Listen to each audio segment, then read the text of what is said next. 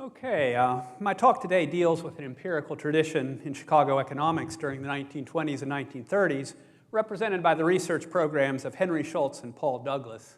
It makes sense to deal with these two men together because both were pursuing the same broad goal, the empirical determination of the fundamental relationships of the neoclassical theory of value and distribution. I'll say a few words about Schultz's research program, a bit more about Douglas, and then I'll summarize what I see as a particular attitude toward the relationship between theory and empirical analysis in economics, exemplified by the research of both men. An attitude which, as of the 1920s and 1930s, could certainly be characterized as unusual in the profession, if not bold and innovative. Henry Schultz came to Chicago in 1926, already several years into his research on the statistical measurement of demand and supply curves. As the quote on the slide shows, Schultz believed that empirical work in economics should be guided by theory. And when he said theory, he meant the mathematical marginalist theory of individual choice and market equilibrium as developed by Cournot, Marshall, Walras, and Pareto. In terms of empirical method, Schultz built on the work of his teacher, Henry L. Moore of Columbia University, applying detrending procedures and regression analysis to time series data to estimate supply and demand elasticities. Schultz's command of statistical methods was quite advanced for his time. Very few other economists in the 20s used or understood regression analysis or the probability-based methods of inference that Schultz employed.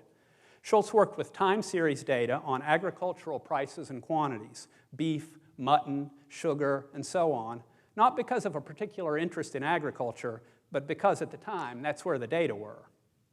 One can identify two phases in Schultz's empirical work. A first in which the theoretical compass was provided by Marshall, Cournot, and Pigou, and a second in which Walras, Pareto, and Slutsky provided the blueprint. In the early phase, Schultz emphasized 2 points in justifying his efforts to statistically measure the concepts of price theory. The first responded to the objection that while modern mathematical value theory was a static theory based on ceteris paribus relationships, the observed behavior of prices and quantities represented in data were the result of numerous dynamic forces. Schultz argued that it was possible, through the application of advanced statistical methods, to control for the multiple dynamic influences on production and prices in order to isolate and measure the static concepts represented by the elasticities of supply and demand. Schultz's second point was that for many important policy issues, the concepts of mathematical theory were the correct ones to use for analysis, and thus the ones which it was most important to measure. His leading example was the tariff. A number of empirically oriented economists were attempting to measure the impact of a tariff on domestic prices using comparative data on international and domestic costs of production. But such analyses, Schultz argued, were incomplete. As Pigou had elegantly shown using mathematical theory, the impact of a tariff depended on the domestic elasticity of demand for the taxed commodity, plus the supply elasticities of domestic and foreign producers. One needed to measure these elasticities in order to estimate the impact of the tariff. In the mid-20s, Schultz became fascinated with the mathematical theory of general equilibrium as developed by Walras and especially Pareto. This affected his empirical program in important ways. First, he became interested in the idea of estimating cross-elasticities of demand via multiple regression analysis of Walrasian demand functions, involving the prices of several goods, along with trend terms to control for dynamic forces. Second, he saw in Pareto's work a response to a common criticism of marginalist value theory, that its fundamental concepts, being based in the idea of utility, were unmeasurable and thus unfit as a basis for empirical economic research. But Pareto had shown that the assumptions used by Walras to construct his utility-based theory of general equilibrium had implications for the relationships of strictly observable variables, prices and quantities demanded. Schultz began a project of testing these implications, what Pareto had called integrability conditions. In a paper first presented in 1932, Schultz demonstrated for readers that Pareto's mathematical theory of demand implied that if the marginal utility of income was constant, there would be specific and testable relationships between the cross-elasticities of demand for related goods. Using data on barley, corn, hay, and oats, he tested these restrictions. Sometime in the early 30s, Schultz discovered Slutsky's famous paper deriving the Slutsky equation. Slutsky's equation allowed Schultz to relax the assumption of a constant marginal utility of money while still identifying observable, testable implications of the neoclassical theory of value. In a 1935 paper, Schultz estimated demand functions for beef, pork, and mutton, with an income variable included, and tested the Slutsky restrictions. Schultz's tests of the observable implications of demand theory often failed, but this did not undermine his faith in demand theory as a guide for empirical economics. As this quote indicates, he suspected problems of data and method, mostly data. In 1938, Schultz's research program was cut short when he died in an automobile accident. As is known to many in this room, one of Schultz's research assistants in the early 1930s was Milton Friedman. Comments Friedman made in interviews indicate that he did not hold Schultz in as high esteem as, say, Hotelling or Wesley Mitchell. But Professor Rockoff has made a good case that Friedman adopted some of Schultz's empirical strategies in his monetary history of the United States. Now, a bit about Paul Douglas. Douglas joined the Chicago Economics Department in 1920, and he remained on the faculty with a break for service in World War II until a successful run for the U.S. Senate in 1948. In 1921, Douglas entered an ongoing controversy concerning the recent trend of real wages. Different economists, using different sources and different methods, had come up with different answers. Douglas wanted to determine the definitive answer. The result, several years in the making, was his book Real Wages in the United States, a compendium of time series of total employment, unemployment, hours, nominal wages, and of course real wages at the industry, sectoral, and economy-wide level. In the process, Douglas taught himself to be and achieved recognition as a master statistician, at least as that term was understood in the early 1920s. In that era, when economic data were scarce, what made one a respected empirical economist was the ability to construct a credible and comprehensive quantitative account of some economic phenomenon of interest, weaving together limited statistical evidence from different sources and assessing the likely accuracy of the results using logic and implicit theorizing. This Douglas could do, and do very well. Many of the series he constructed for the Real Wages book remained the authoritative series for decades. But the 1920s was a period of rapid change in the practice of empirical economics. The change was recognized by observers at the time, who talked of the old school of statisticians and the new school. Douglas, with his ability to craft statistical pictures out of scattered and fragmentary data, represented the old school. A man like Henry Schultz, comfortable with correlation and regression techniques, was an early example of the new style economic statistician. Douglas's research with the production function would require him to use and understand the new techniques, and this turned out to be an ongoing challenge for him. Douglas's production research program began in the mid-20s, when he graphed time series for labor and capital in the manufacturing sector, along with an index of manufacturing output. A discussion with mathematician Charles Cobb at Amherst College, where Douglas was visiting at the time, led to the suggestion of the Cobb-Douglas form as the best function to express the charted relationship between the three series, and the suggestion of linear regression of the log of output per worker on the log of capital per worker as the way to estimate the coefficients of the function. Douglas presented the first estimates of what I call the Cobb-Douglas regression in 1927, and he spent the next 20 years, the remainder of his active research career, estimating, promoting, and defending the Cobb-Douglas regression as an important tool for empirical research. One constant in Douglas's thinking about the regression through these 20 years was the conviction that he was onto something really big, that a stable relationship between empirical measures of inputs and output could be discovered through statistical analysis, and that knowledge of this relationship would throw light on important questions of economic theory and policy. And by the early 30s, Douglas was committed to the idea that the marginal productivity theory of distribution, particularly in its aggregate form as developed by John Bates Clark, was the proper framework for interpreting the results of the regression. However, beyond that, Douglas never really settled on a single consistent interpretation of what the estimates produced by the Cobb-Douglas regression represented, how they related to the marginal productivity theory, or what important things could be learned from them.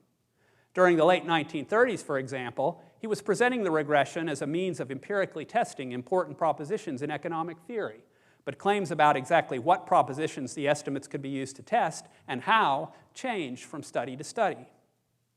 These changing interpretations of the Cobb-Douglas regression reflect in part Douglas's reaction to critics, friendly and unfriendly. Criticism came from several quarters. Institutionalists argued that organizing an empirical investigation of distribution around the unrealistic marginal productivity theory would be sterile. A few economic theorists, most notably Frank Knight, criticized Douglas's regression on the grounds that the concepts of neoclassical economic theory were essentially static and abstract in nature and could never be measured using data generated by a real dynamic economy. This criticism, of course, applied to Henry Schultz's work as well. Douglas brushed aside criticisms from these two quarters. The institutionalists, he said, seemed resolved to maintain the innocence of their beloved figures by keeping them unsullied from intelligent analysis, while, quote, high priests of pure theory like Knight were only blocking the progress towards a truly scientific and empirical economics. Douglas responded more positively to a third group of critics, young econometricians, who saw his work as a flawed first step along a good road, but who argued that statistical production functions were of value only to the extent that they could be linked to the production functions of Walrasian general equilibrium theory. This, they said, would require better data than Douglas used and more sophisticated methods. Douglas resolved to meet these critics part way, changing his statistical procedures and working to link his estimates more closely to the microeconomic version of the marginal productivity theory. But he never stopped insisting that there was more than one type of theoretically interesting production function, and if aggregated time series data or industry-level cross-section data did not produce estimates of Walrasian production functions, they did produce something equally valuable. Finally, in the late 1930s, Horst Mendershausen, a student of Frisch, attacked Douglas's regression in both its time series and cross-section forms. He cataloged a series of econometric problems, most importantly multicollinearity, which led to instability of Douglas's estimates. Mendershausen strongly implied that there was nothing of value in Douglas's research program and nothing to be gained by following his lead. Douglas moved to decisively rebut Mendershausen's criticisms. However, by the late 30s, Douglas had come to realize that answering the concerns of both the Walrasian econometricians and Mendershausen would force him onto theoretical and statistical ground where he was not entirely comfortable. He responded by recruiting young co-authors and assistants from among the Chicago graduate students. He co-authored papers with Grace Gunn and Martin Bronfenbrenner, among others, and adopted important theoretical and statistical suggestions from Greg Lewis. Bronfenbrenner, Gunn, and Lewis each took different tacks in responding to Mendershausen and in sharpening the theoretical interpretations of Douglas's estimates. And Douglas pretty much incorporated their more technical arguments and interpretations next to his rhetorical ones in the jointly authored papers. It's Douglas's willingness to give his young co-authors their own voice that gave rise to the multiple representations found in the Douglas studies of what it is that a Cobb-Douglas regression estimates and what those estimates can tell us. And that ambiguity, I think, actually helped contribute to the production function regression's eventual emergence as a central empirical tool in economics. For there would be subsequent researchers who would reject one set of claims that Douglas had made for the regression, while at the same time using the regression in one of the other roles that Douglas had claimed for it. Beyond this, I think that subsequent economists embraced Douglas's regression procedure because it was so full of exciting potential. For economists committed to neoclassical theory of value and distribution, but also to the project of making economics an empirical science, and this was a growing group by the 1940s, the possibilities opened up by Douglas's bold step of regressing an output measure on input measures were too exciting to abandon, even in the face of obvious flaws and limitations in Douglas's own data and methods. One important Chicago figure who represents this desire to develop the potential of Douglas's big idea is V. Grillicus. Few economists understood more fully in the 1950s and 60s the econometric problems with what Douglas had been trying to do. But during the same 2 decades, few econometricians did more than Grillicus to explain the Cobb-Douglas regression and to demonstrate its effectiveness as an empirical research tool.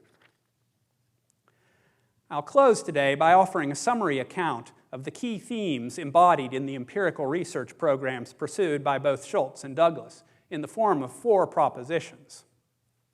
First proposition, economics, if it is to be a progressive science, must have an empirical component. Now, this one's not particularly remarkable. It was a widespread idea in the 20s, and as Malcolm will make clear, it was an important tenet of the institutionalist movement. But both Schultz and Douglas explicitly defined what they were doing in opposition to the approach to empirical economics that the institutionalists were proposing and practicing, staking out a position that's outlined in the remaining 3 propositions. Proposition 2, empirical research in economics should be guided and informed by theory, and the neoclassical or marginalist theory of value and distribution expressed in mathematical form is a very useful theory for this purpose. Proposition 3 is that the essential concepts and relationships of this neoclassical theory, though they are static in nature, can be identified and measured in data generated by the dynamic economy through the use of advanced statistical methods, so that the development of such methods is an important task for empirical economics. And Proposition 4, finally, the statistical procedures used to measure neoclassical theoretical entities could also be used to test fundamental assumptions and implications of the theory, thus providing a means by which economics could satisfy an important criterion of modern science, that is, it empirically tests its theories. Does this approach to empirical economics, embodied in these propositions, represent a Chicago empirical tradition? Well, it's certainly true that this view of the proper relationship between economic theory and empirical analysis is reflected in the empirical research done by Chicago economists in the post-war decades. How much responsibility do Schultz and Douglas bear for this? Well, that's a question that requires more research. But I think it likely that Schultz and Douglas, through the example of their research, through their teaching, and through their training and mentoring of young empirical researchers, did much to cultivate this view of empirical economics among a generation of economists passing through Chicago. Thank you.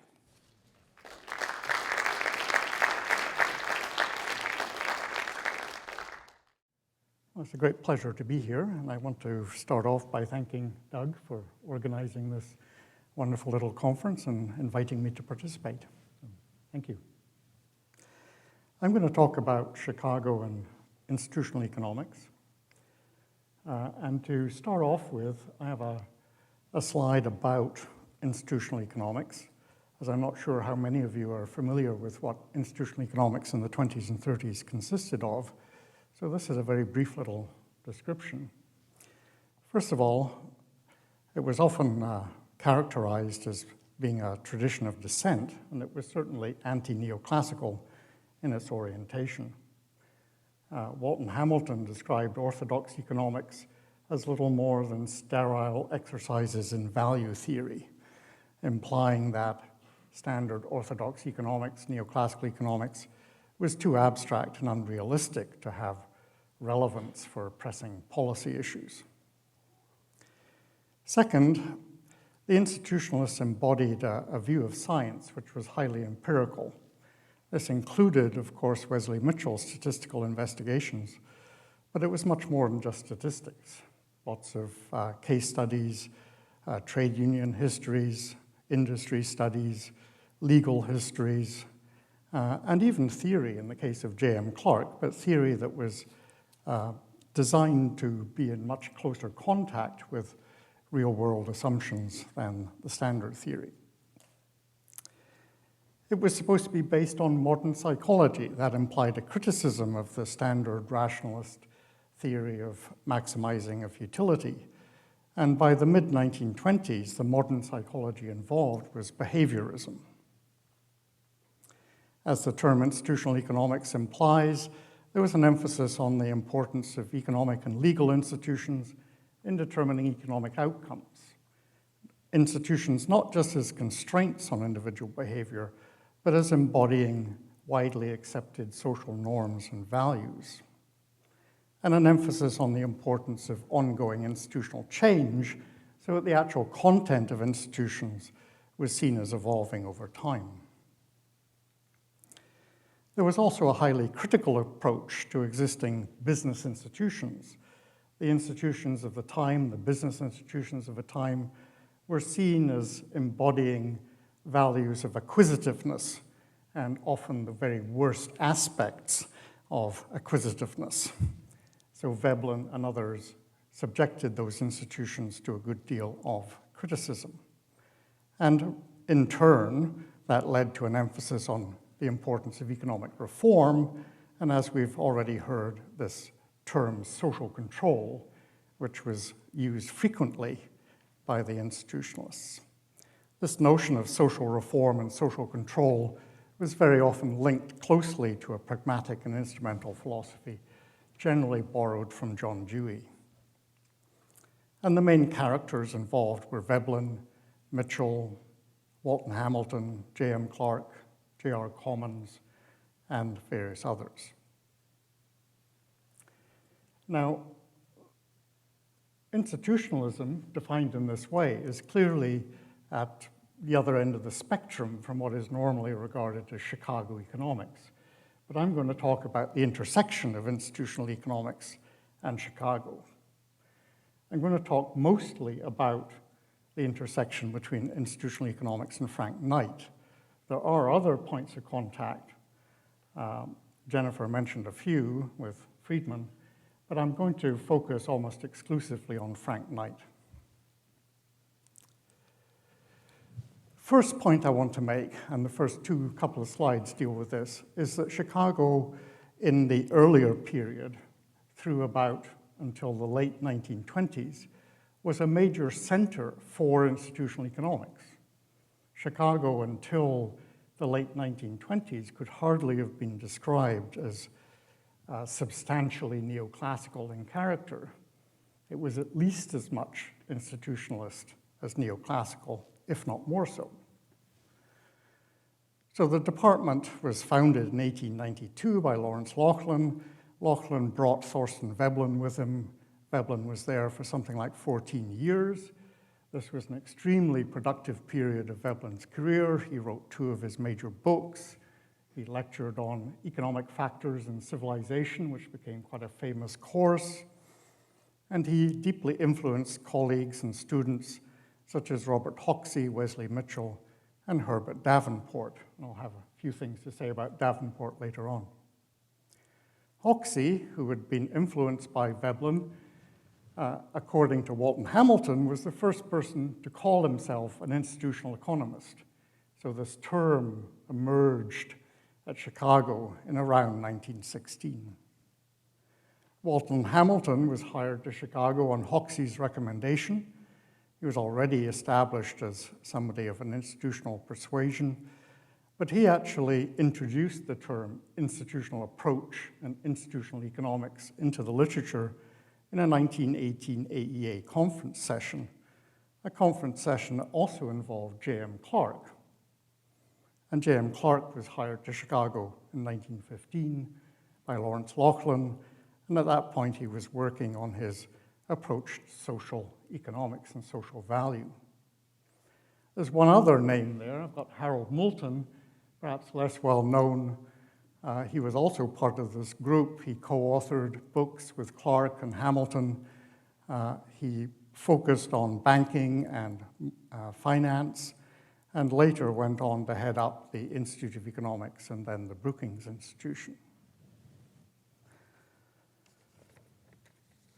So in the period up to 1918, the department at Chicago contained at various times virtually all of the leading figures most closely associated with the institutionalist movement: Veblen, Hoxie, Mitchell, Hamilton, Moulton, Clark, and also quite a few others.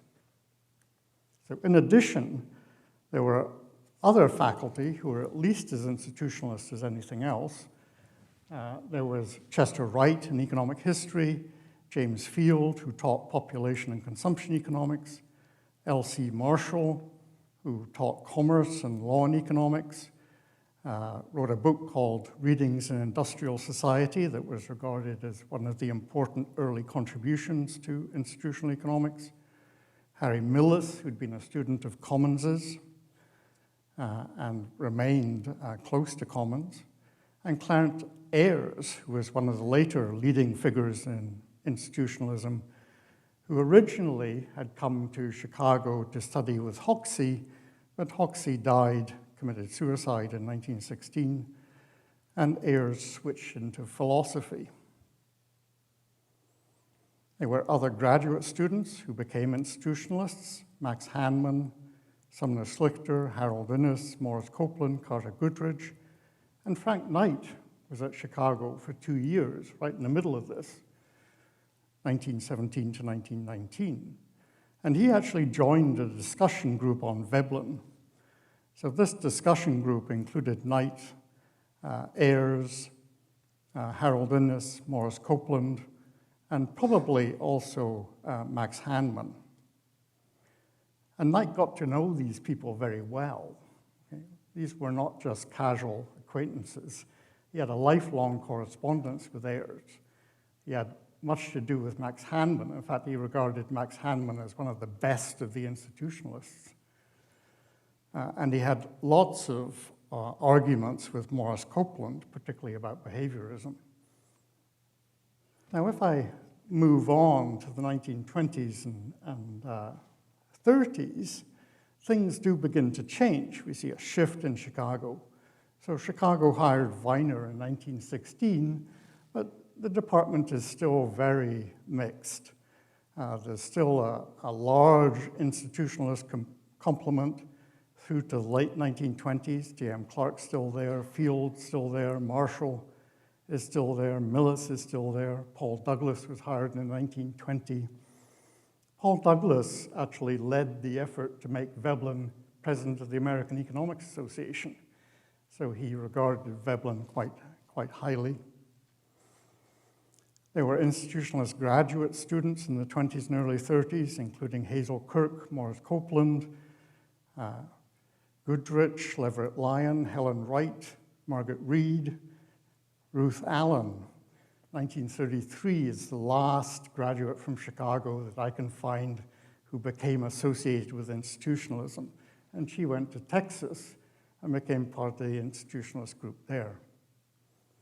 So things only really shift in a decidedly neoclassical direction in about 1927 and afterwards. So in the late 1920s, Clark and Marshall left, Field retired, and there were a bunch of new hires. Henry Schultz, Lloyd Mintz, Frank Knight, and Henry Simons. Frank Knight sort of comes for half of 1927, and then he comes permanently in 28.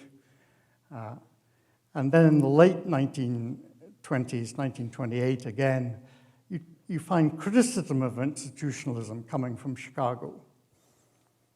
So Schultz and Viner begin to attack Mitchell's empiricism, and Knight launches much more substantial attacks on what he sees as the scientism in institutionalism, particularly its behaviorism, and he's attacking Copeland, and very lengthy criticisms of the social control notions in institutionalism.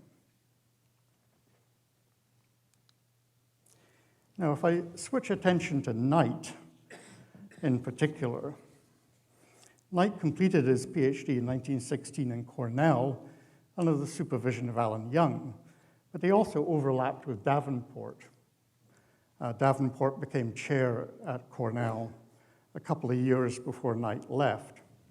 And according to Knight, Davenport displayed, quote, an almost fervent admiration for Veblenism. So even as a graduate student at Cornell, Knight was being fed institutionalism and Veblenism from Davenport.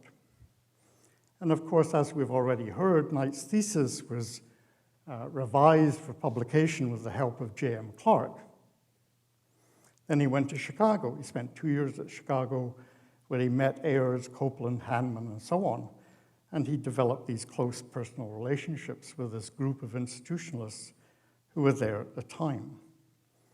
He then spent 8 years at the University of Iowa, and that's when he read widely in the German Historical School. It's when he came across Max Weber and Werner Sombart, and it's when he produced his translation of Weber's General Economic History, which was the first translation into English of any of Weber's work. So Knight then went back to Chicago, and as Ross has said, he actually expected to be teaching institutional economics. Now, in fact, he started off teaching theory, but he did teach a course in institutional economics.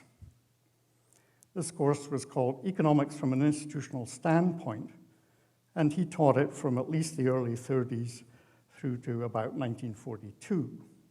It wasn't always offered, but it was offered quite often. Now, what's interesting about Knight is that Knight has his interest in the institutionalist questions about long-run institutional change. He regards these as quite important questions and questions that need to be looked at. At the same time, he's defending an extremely abstract version of perfectly competitive theory. So this perfectly competitive theory he regards as an ideal type, okay, which Ross has already spoken to, which has immense importance in any piece of analysis. It's the key to understanding how the economic system works. But it doesn't have specific content, and it takes a lot of things for given, as given. So if you want to understand specific content, and if you want to understand the givens of standard theory, then you have to do some sort of institutional analysis. So he retained that interest in institutionalism, while at the same time defending this rigorous version of perfectly competitive theory. Now, in an outline of notes taken by Earl Hamilton, Knight said, quote, he did not take the American institutional economics very seriously, but he did, quote, take economics from an institutional standpoint seriously. So what he wanted to do was to take up the institutionalist challenge and make some real contribution towards an understanding of institutional development. So what I've got here are two slides that give you a very stripped down version of Knight's outline for this course, Economics from an Institutional Standpoint. And this is the outline from winter 1937, and it's in a letter he sent to Ayres asking for feedback about this course. Now, Jennifer said that Knight didn't have outlines. In fact, there's 3 outlines for this course available, but from the student notes, it doesn't appear that he actually followed these outlines terribly carefully, so he jumps around the place. But what you see, and this is a very stripped down version, so in the original, under Veblen, for example, there's about half a page of references for things that students should read, right? So I've put some little summaries of what else is in the outline in brackets so that you can see what's going on. So he talks about Veblen, and there's a lot of material from Veblen included in the course, a lot of his essays, excerpts from his books. He talks about commons. There's lots of excerpts from the legal foundations of capitalism. He talks about Hamilton's 1918 article, and he talks about critics of institutionalism, particularly Paul Holman and 1 or 2 others. He talks about the historical schools, Rocher, Schmoller, but particularly what he calls the neo-historical school. And he spends a lot of time talking about both Sombart and Weber. And students wrote essays on these people. So there's essays written on Veblen for the course, and there's essays written on commons for the course, and so on. The second half of the course, he gets into more theoretical discussions, more general theoretical discussions, general problems of institutions, the meaning of institutions. That section was largely work from sociology and anthropology, and a section on the process and causality of institutional change. And here he talks about Darwinism, talks about evolutionary theories, he talks about Weber, he talks about Sombart, he talks about Marx, as well. And then the institutionalist view of economic life. And this first part there is actually a quote from the course outline. The task of institutionalism is that of accounting historically for the factors treated as data in rationalistic price theory economics. And then he goes through the things that are treated as data. The economic attitude, values, in other words, Sombart on the spirit of capitalism, Weber on the Protestant ethic, and so on. The evolution of wants over time, which he takes from Sombart, the history of technology, the definition of resources, changes in organization, industrial evolution, and then a huge amount of material on economic institutions as embodied in law, particularly the institution of property, business corporations, and contract. So in Knight's view, both legal developments and ideological elements or values were major factors in the development of capitalism and of a system embodying much increased individual liberty. In particular, he pointed to, quote, the change in the content of the property concept, its differentiation into numerous forms, and the liberation of both men and things from the prescription of authority and tradition.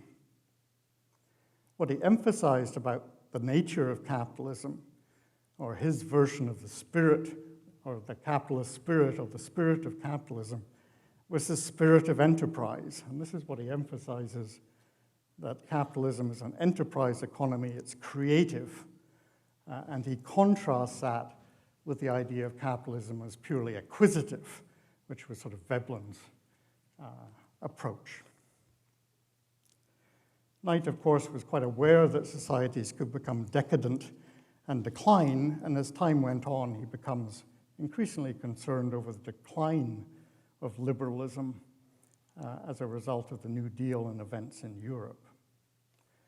So just to conclude, what I'd like to emphasize is this relationship between Chicago and institutionalism. In the period up to 1920, Chicago is a hotbed from which the American institutionalist movement emerged. Veblen, Hoxie, Mitchell, Hamilton, Moulton, Clark, Ayers, Marshall, all overlapped at various times at Chicago, and they all fed off each other in the creation of institutionalism. And during his first 2 years at Chicago, Knight was exposed to this atmosphere. Knight later returned to a Chicago department that was shifting definitely in a neoclassical direction, but which was still by no means monolithic. Viner and Knight were the twin poles of Chicago price theory, but Knight maintained his interest in institutional issues, as can be seen from his course on economics from an institutional standpoint. As we've heard, Knight developed a group of students around him, including Henry Simons, Aaron Director, Milton Friedman, George Stiegler, and so on. But despite the interest that Knight displayed in institutions and institutional change, and especially in the issues of changing values, what his students seemed to take from him were his views on the central importance of price theory, of competitive markets, and his classical liberal philosophy and set of values. The broader and longer-term institutional issues that interested Knight do not seem to have been taken over by any of his immediate students, and the links there might be more to the work of Hayek and more recently to Deirdre McCloskey and her work on bourgeois values. Thank you.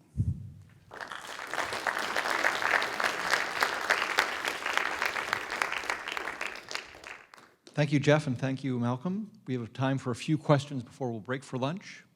And we have a question here, Bruce Caldwell. And the way that he drew on institutionalism, though, the way you described it, if I've got it correctly, is that he seemed to be almost trying to take a concern with institutions away from the institutionalists that he was dealing with and saying there's a better way to do it. So I'm wondering what you think about that, and whether or not he might be, for example, viewed as a precursor of the new institutionalist economics of people like North, Coase, and Williamson. Thank you. He was trying to take the institutional content away from institutionalism. I don't think there's much doubt about that. He wanted to do it differently, and he wanted to do it better, at least what in his view would be better. Now, what did he actually manage to do is a really difficult question, because if you read the student notes, and there's 3 sets of student notes from this course, it's very, very difficult to pull out a clear theory of institutions. It's very historical. There is an emphasis on religion and the evolution of religion and the role of the Protestant ethic from Weber. There is an emphasis on the development of science and rationalism, and there's a lot of legal history. But it's not presented as being a development that has economic explanations. So Knight's idea seems to me that you couldn't actually provide a purely economic explanation for institutional development. It was, as he put it, historical sociology. Actually, this is kind of an overlap between both of the members of the panel, because Malcolm mentioned that institutionalism, part of its foundation was behavioral psychology, which is basically the rejection of non-observable mental states. And Jeff then was talking about empiricism and the insistence on having variables measurable and observable and linking those to theory. And that brings me to the final point, which is no one here, perhaps unsurprisingly, has mentioned Harvard. And as an industrial organization economist, of course, Harvard is one of the mother churches. And the development of I.O. in the Harvard School was very much tied to this same idea of empirical observability. I mean, that's where the whole structured conduct performance idea comes from. And I was wondering if either of you would comment about potential links to Harvard, or the other philosophical trend I think of is the, okay. Yes, I talk about the structured conduct performance model a bit in my book. What's really interesting there is that the people at Harvard were looking both at Chamberlain and at institutionalist work like Walton Hamilton's case studies. And what they were seeing was that Chamberlain's work was not testable because it was based on individual firm cost curves and demand curves, and they didn't know how to get hold of that data to test Chamberlain's model. On the other hand, Walton Hamilton's stuff they regarded as too descriptive, too much case study. And when they talk about their own approach, it's quite clear that they're thinking about how to construct something that is more general than a Walton Hamilton case study, but is still actually testable. Right? And this emphasis on empirical testability, people forget how much of it actually came from the institutionalists who were constantly bashing neoclassical economists because their theories weren't testable. Even if they didn't do very sophisticated empirical tests themselves, at least they were concerned about the relationship between what they were observing and their theories. Yes, this idea that science needed to be empirical, that there needed to be testability, this was a source of a lot of discomfort in economics in the teens and in the 20s, and there were a lot of reactions to it. And what was happening with Schultz and Douglas was the attempt to rebut the criticism that neoclassical theory was essentially unscientific and untestable. Something related to behaviorism in this sort of mix here, but is distinct from it, that Schultz in particular liked to talk about, was Bridgman's operationalism. So that's what he was hanging his hat on, that Pareto had given us indifference curves, and with indifference curves, the formerly seemingly untestable utility theory had become a testable operationalized theory in the Bridgman sense. So it was now scientific. And that was an important thing, in his mind, that was an important thing to do.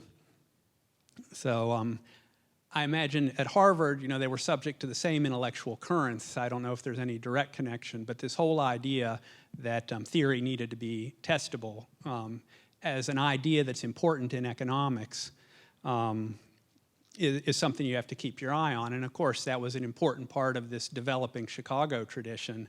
And eventually, it gets solidified.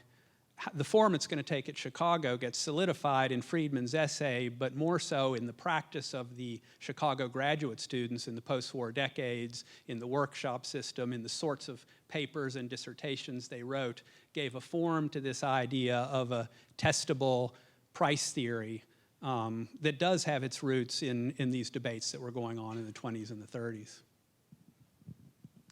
In view of where we are with the time, I think it's best to continue this conversation over lunch. Lunch awaits us upstairs. Join me in thanking the panelists for this session.